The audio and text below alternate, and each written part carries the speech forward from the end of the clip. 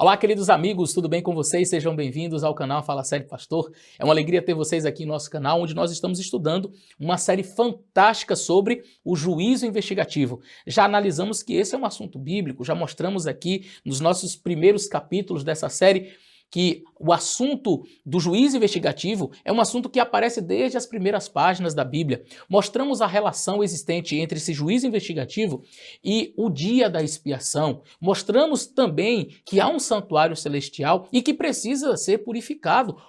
Pastor, onde está isso? Nós já mostramos aqui em Hebreus, no capítulo 9. Capítulo 9 de Hebreus fala que as coisas celestiais precisam ser purificadas lá no santuário, mas não com sacrifícios de bodes e carneiros, e sim com sacrifícios superiores a estes. Tudo isso nós analisamos. Analisamos também a estrutura do livro de Daniel, que é uma estrutura de repetição e ampliação. Analisamos ainda as relações que existem entre Daniel, capítulo 8, e o capítulo 9, que foi o nosso último estudo. E hoje nós vamos analisar de maneira assim bem enfática as 70 semanas do livro de Daniel, mostrando que o ponto de partida destas 70 semanas é também o ponto de partida das 2.300 tardes e manhãs, uma vez que, como nós vimos no capítulo anterior, no vídeo anterior, as 2.300 tardes e manhãs é o período grande do qual o capítulo 9, verso 24 diz: as 70 semanas foram cortadas. Portanto, se as 70 semanas foram cortadas destes 2.300 anos, o ponto de partida de um é também o ponto de partida do outro, e a gente vai analisar hoje de maneira bem detalhada estas 70 semanas. Então, fica com a gente até o final desse vídeo, compartilhe com seus amigos, e olha, se você não entendia até hoje as 70 semanas, hoje você vai entender, tá bom? Que Deus abençoe você e não esquece de curtir esse vídeo e enviar para os seus amigos.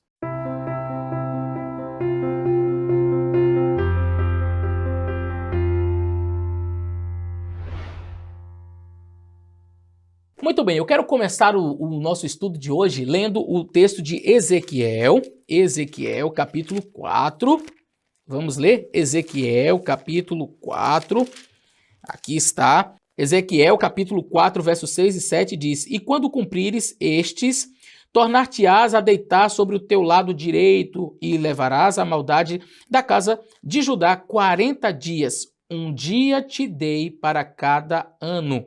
Dirigirás, pois, o rosto para o cerco de Jerusalém, com o teu braço descoberto e profetizarás contra ela. Então, a gente vai perceber aqui que dentro da profecia, um dia equivale a um ano. Nós temos em Daniel, capítulo 9, como eu mencionei logo na parte introdutória, 70 semanas, diz o anjo Gabriel para o profeta, 70 semanas, verso 24, estão cortadas. E nós analisamos isso no nosso vídeo anterior. Se você tem dúvida por que nós estamos usando o termo cortado e não determinado, isso foi explicado. O verbo ratar, na língua hebraica, quer dizer cortar e não determinar. Essa expressão ratar passa a significar decretar, determinar, isso 1000 anos depois de Daniel. Até então, o verbo nunca tinha sido usado com esta tradução. Então, 70 semanas foram cortadas. Bom, se foram cortadas, precisa ser de um período maior. Nós percebemos também no estudo anterior que o anjo volta para explicar a Daniel a visão, a parte da visão que ele não tinha entendido, que era justamente a parte das 2.300 tardes e manhãs. Então veja, o anjo diz aqui para Daniel 70 semanas. Bom, uma semana tem 7 dias. 70 semanas são 70 vezes 7, 490. 490 dias, acabamos de ler em Ezequiel, que um dia equivale a um ano, portanto, dentro da profecia, que são 490 anos. E nós terminamos o estudo anterior falando que houve 3 decretos. Eu queria ler com vocês aqui no capítulo de Esdras, capítulo 6 e o verso 14, e diz assim: E os anciãos dos judeus iam edificando e prosperando pela profecia do profeta Ageu e Zacarias e Ido, e edificaram a casa e aperfeiçoaram conforme o mandato de Deus, do Deus de Israel, conforme o mandato do rei Ciro, olha, o decreto do rei Ciro, e Dario e Artaxerxes, rei da Pérsia. Então nós percebemos que houve sim 3 decretos, sendo o primeiro deles promulgado por Ciro, o segundo. E esse primeiro foi no ano 538, pelo rei Dario, e os anos antes de Cristo eles vão diminuindo, tá certo? Depois de Cristo vão aumentando, 2, 3, 5, 10, 20, 30, mas antes de Cristo vai diminuindo até zerar, até chegar em Cristo. Então, nós temos o ano 538, Ciro dando o decreto. No ano 519, nós temos o decreto de Dario. E no ano 457, nós temos então o decreto de Artaxerxes. Este é o decreto final. E nós entendemos que ele contempla a visão como um todo, porque fala não apenas do templo, mas também dos muros da cidade como um todo. Bom, nós temos então em Daniel, capítulo 9, a profecia que era para fazer Daniel entender sobre as 2.300 tardes e manhãs, mas acabou que Daniel não compreendeu. Porque veja, o que o anjo disse, 70 semanas foram cortadas sobre o teu povo e a tua santa cidade para extinguir a transgressão, dar fim aos pecados, expiar a iniquidade, trazer a justiça eterna, selar a visão e a profecia, ungir o santo dos santos. E aí ele diz no verso 25, sabe e entende, desde a saída da ordem para restaurar e edificar Jerusalém até o Messias o príncipe, 7 semanas e 62 semanas. Ora, 7 com 62 dá 69, tá faltando uma semana aí. O anjo pega a profecia que eram de 70 semanas e ele começa a fracionar para explicar eventos que aconteceriam dentro dessas 70 semanas, dentro desse período de 490 anos. E ele diz assim, sabe, entende, desde a saída da ordem para restaurar e edificar Jerusalém até o Messias, o príncipe, ou seja, até Jesus, desde a saída da ordem para restaurar e edificar Jerusalém, até Jesus Cristo, são 7 semanas e 62 semanas, portanto, 69 semanas. Até Jesus, até o Messias, o príncipe. 7 semanas e 62 semanas. As ruas e as tranqueiras se reedificarão, mas em tempos angustiosos. Depois das 62 semanas, ou seja, depois deste período, até Jesus Cristo, será tirado o Messias e não será mais, ou seja, Jesus será morto. Mas, ali no verso 27, diz assim, e ele, Jesus, o Messias, firmará um concerto com muitos por uma semana. Olha, nós tínhamos 69, agora chegou esta última semana que estava faltando. O Messias firmará o concerto com muitos por uma semana, mas na metade da semana fará cessar o sacrifício, ou seja, metade de 7, 3,5. E a gente vai analisar tudo isso detalhadamente. Na metade da semana fará cessar o sacrifício e a oferta de manjares, e sobre as asas da abominação virá o assolador. Então vamos aqui olhar para um gráfico. Este gráfico é o gráfico das 70 semanas. E o texto diz, 70 semanas estão determinadas sobre o teu povo. Como nós lemos, o texto do verso 25 diz, sabe e entende, desde a saída da ordem para restaurar e edificar Jerusalém até o Messias o príncipe, 7 semanas e 62 semanas. As ruas e as tranqueiras se reedificarão, mas em tempos angustiosos. A forma do profeta escrever isso daqui, ele pega 69 e ele já diz o que vai acontecer no final das 69. Virá o Messias, o ungido, o príncipe. Ou seja, do ano 457, contando aí 69 semanas, que vai dar um total de 483, se 70 dá 490, tira 7, né? Aí você tem 483 anos, a gente vai ter a chegada do Messias de Jesus Cristo, o príncipe, mas a palavra Mashiach quer dizer o ungido, o Messias. Em hebraico, é esse o significado. Então, Jesus seria ungido. O Messias, então, iniciaria o seu ministério. Muito bem. Isso é o total dos 69. Diz assim, sabe e entende, desde a saída da ordem para restaurar e edificar Jerusalém até o Messias, são 7 semanas e 62 semanas. Tá, então eu entendi que ao final das 69 viria o Messias. Mas por que fala 7 semanas e 62 semanas? Para que esses 7? O próprio verso vai dizer, as ruas e as tranqueiras se reedificarão, mas em tempos angustiosos. Então, essa reedificação tem que ver necessariamente com este período de 7. Então, quando você olha para o gráfico, 7 semanas compreende naturalmente 49 anos. Esse foi o tempo que levou para que os muros de Jerusalém, a reconstrução de Jerusalém acontecesse. Se você pega do ano 457 e você coloca 49 anos, você chega ao ano 408. Portanto, foi exatamente o ano em que houve a inauguração ali das muralhas de Jerusalém. A cidade foi reconstruída. Então, 7 semanas. Mas a profecia dizia 7 semanas e 62 semanas para a vinda do Messias. Eu já entendi o 7. Os 7 tem que ver com a reedificação das ruas, as tranqueiras se reedificarão, mas em tempos angustiosos. Se você ler Neemias, você vai perceber que Sambalate, Tobias queriam matar os líderes de Israel, não permitir que eles reconstruíssem, ficavam zombando, dizendo que, vocês vão reconstruir esse muro aí, uma raposa vai soprar e vai derrubar isso aí que vocês estão fazendo não vale nada. Daí a rixa dos judeus com os samaritanos, porque Sambalate, Tobias, essa turma eram samaritanos. Bom, voltando para o texto, 7 semanas a gente entendeu a reedificação dos muros e etc.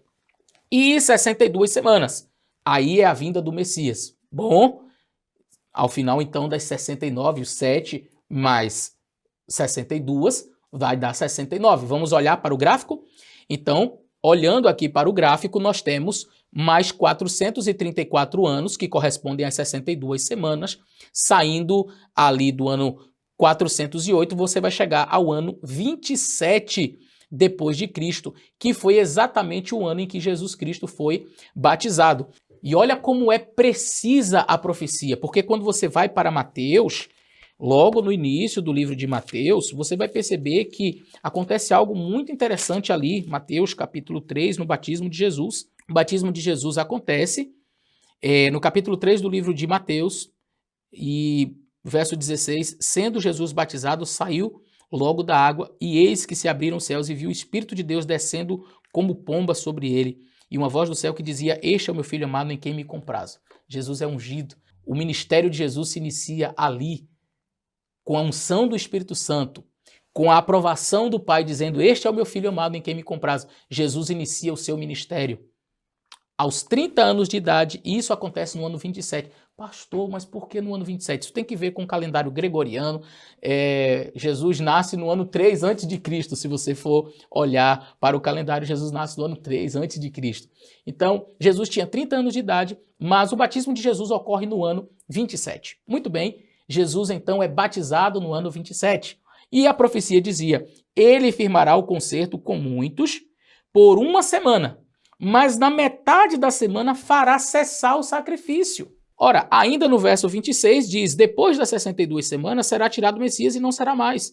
E aí no verso 27 diz que ele firmaria o concerto com muitos por uma semana, mas na metade da semana faria cessar o sacrifício. Ou seja, seria tirado o Messias, ele faria cessar o sacrifício. E como isso se cumpre? De maneira muito clara com a morte de Jesus. Aí está o gráfico, a morte de Jesus. Você tem a semana final que estava faltando das 70 semanas, e o texto diz, na metade da semana, portanto 3 anos e meio, ele faria cessar os sacrifícios. E como foi que isso aconteceu?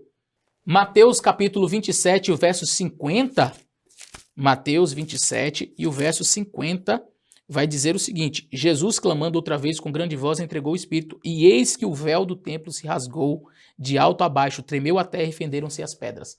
Olha só, aqui está dizendo claramente que os serviços do santuário terrestre agora não eram mais necessários. Ele fará cessar o sacrifício.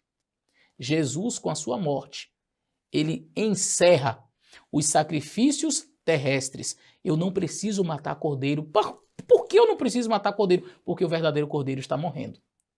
Eu não preciso de um sacerdote na terra. Mas por quê? Porque o verdadeiro sacerdote já está para subir aos céus e iniciar o seu ministério sacerdotal.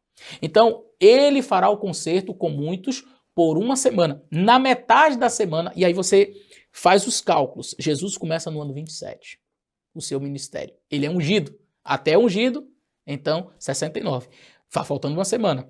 Quanto tempo Jesus exerceu o seu ministério aqui na terra? Desde o seu batismo, foram 3 anos e meio. Olha como é impressionante a profecia. 3 anos e meio, Jesus exerce o seu ministério aqui na terra. E na metade da semana, né, dos 7, 3 anos e meio, ele faz cessar o sacrifício. Jesus Cristo é morto. E aí, então, nós temos ainda faltando mais 3 anos e meio. Ora, Jesus fez aliança por uma semana ali, mas está faltando. Cadê os outros 3 anos e meio? Jesus morreu, voltou aos céus. E o que acontece 3 anos e meio depois? Os 3 anos e meio depois nos leva ao ano 34. E no ano 34 algumas coisas acontecem. No ano 34, Estevão é apedrejado. Lembre-se, a profecia de Daniel, capítulo 9, dizia: 70 semanas foram cortadas sobre o teu povo para fazer algumas coisas, para cessar a transgressão, para dar fim aos pecados, para expiar a iniquidade, trazer a justiça eterna, selar a visão. Nós entendemos que o povo de Israel não cumpriu exatamente o que a profecia dizia que eles deveriam fazer. E agora, o que acontece no ano 34? Voltando para o gráfico, como você pode observar, 3 anos e meio depois da morte de Jesus, ou seja, completando a última semana que estava faltando, Estevão é apedrejado no ano 34. Acabaram-se as 70 semanas. Então, quais são os episódios que marcam ali estas 70 semanas? O apedrejamento de Estevão. Os líderes judeus, então, matam aquele servo de Deus apedrejado, dizendo: nós não queremos saber desse tal Jesus. Naquele mesmo ano, o evangelho passa a ser proclamado aos gentios. Paulo, que antes era Saulo, recebe cartas dos líderes religiosos para perseguir e matar cristãos, mas no caminho ele tem um encontro especial com Jesus Cristo. E a expansão do evangelho agora começa para todas as nações, e Paulo se dedica, por exemplo, quase que exclusivamente ao ministério com os gentios. 70 semanas. Explicamos para vocês, de maneira pormenorizada, estas 70 semanas. 7 semanas e 62 semanas. As 7 para a reconstrução das ruas e das tranqueiras, ou seja, 49 anos. E 62 semanas, ou seja, até o Messias, o príncipe. Você vai juntar as duas, 7 semanas e 62, dá 69, vai chegar ao final desses 483 anos, ao ano 27. No ano 27 foi a unção de Jesus Cristo, a aprovação de Jesus Cristo para o início do seu ministério, que dura 3 anos e meio, justamente como dizia a profecia: na metade da semana fará cessar o sacrifício. Ele fez cessar o sacrifício com a sua morte. E os outros 3 anos e meio era ainda para a nação de Israel fazer aquilo que estava predito no capítulo 9, verso 24. Bom, terminou então as 70 semanas, você pode olhar novamente para o gráfico, está aí, as 70 semanas explicadas. Mas, o que foi que nós lemos mesmo no início do verso 24? 70 semanas foram cortadas. Se elas foram cortadas, foi de um período maior. Então, eu começo no ano 457 e, contando aí 490 anos, eu chego ao ano 34. Isto foi cortado, esses 490 anos, eles foram cortados dos 2.300. Volte para o gráfico e nós temos, se 70 semanas, começando em 457, chega até o ano 34, eu vou diminuir as 2.300 tardes e manhãs, ou seja, os 2.300 anos, de 490, e fazendo esta subtração, nós temos exatos 1.810 anos. Ora, se os 490 anos são cortados dos 2.300, eu pego 2.300, diminuo dos 490. E eu tenho uma sobra de 1.810. Em que ano eu estou? Eu saí do ano 457 e com as 70 semanas eu avancei até o ano 34.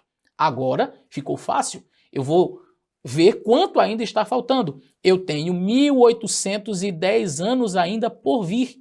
Esses 1.810 me levará inevitavelmente ao ano de 1844. A profecia de Hebreus, capítulo 9,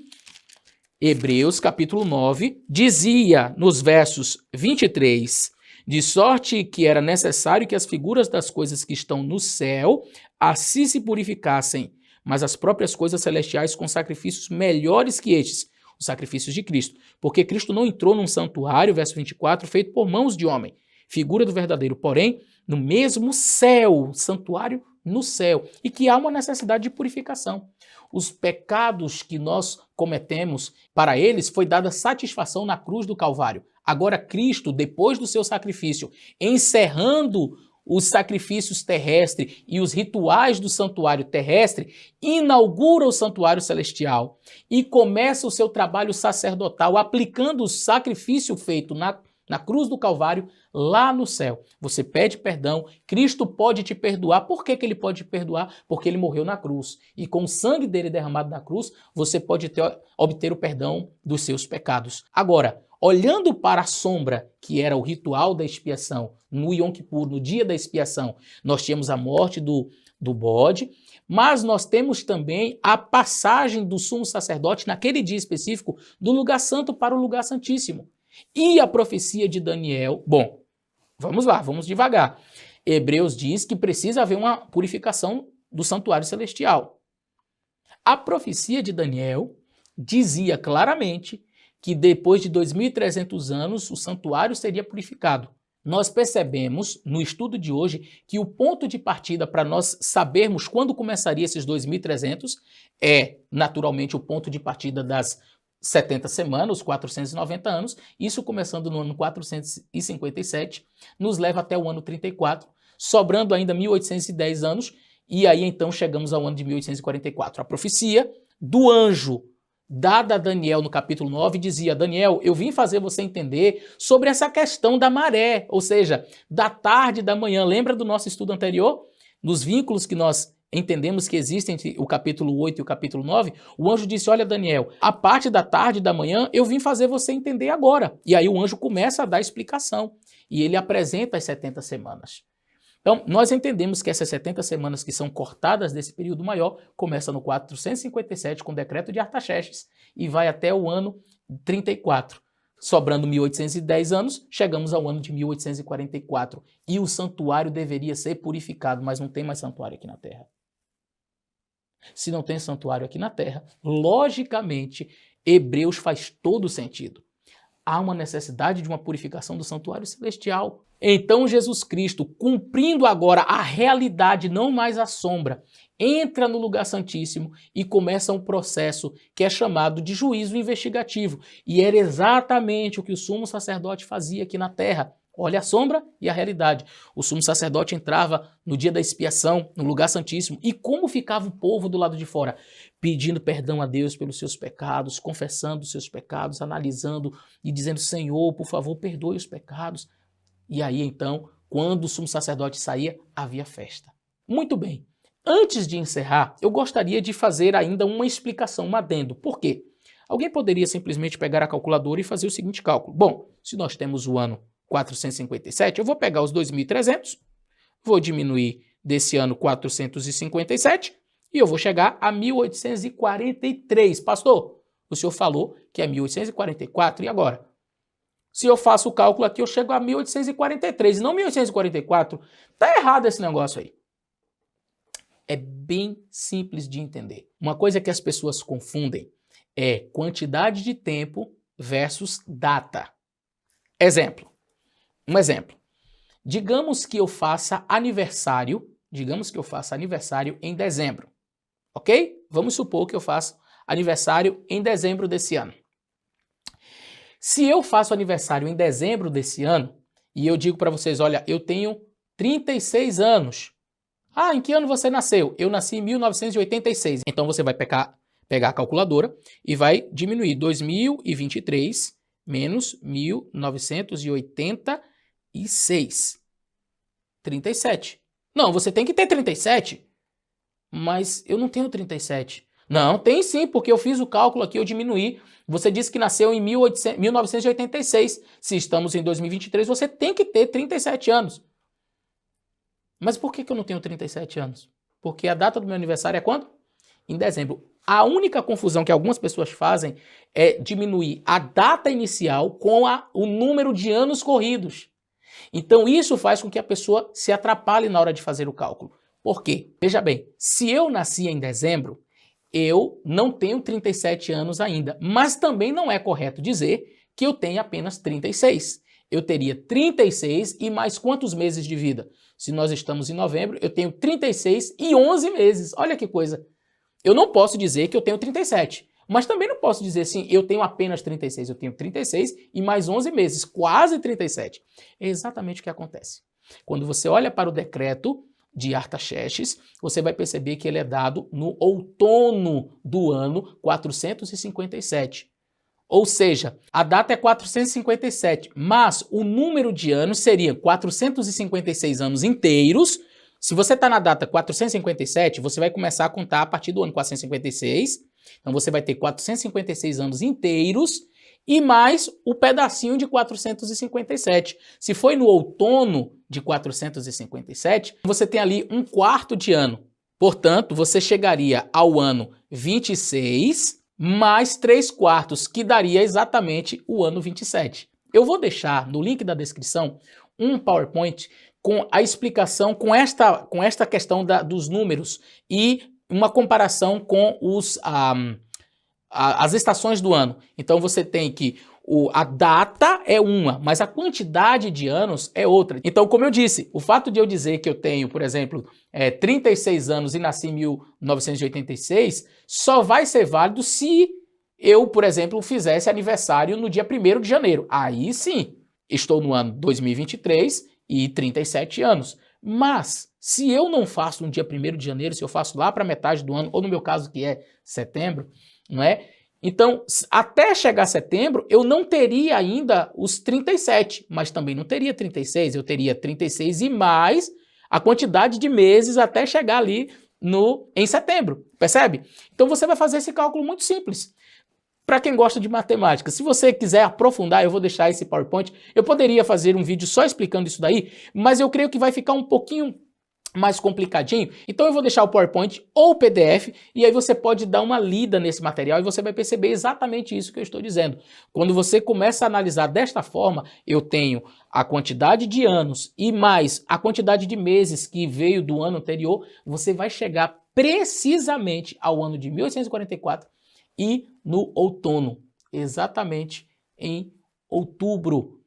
Pois é, a profecia ela é exata. Agora, no nosso próximo estudo, veremos estes cálculos sendo feitos pela astronomia.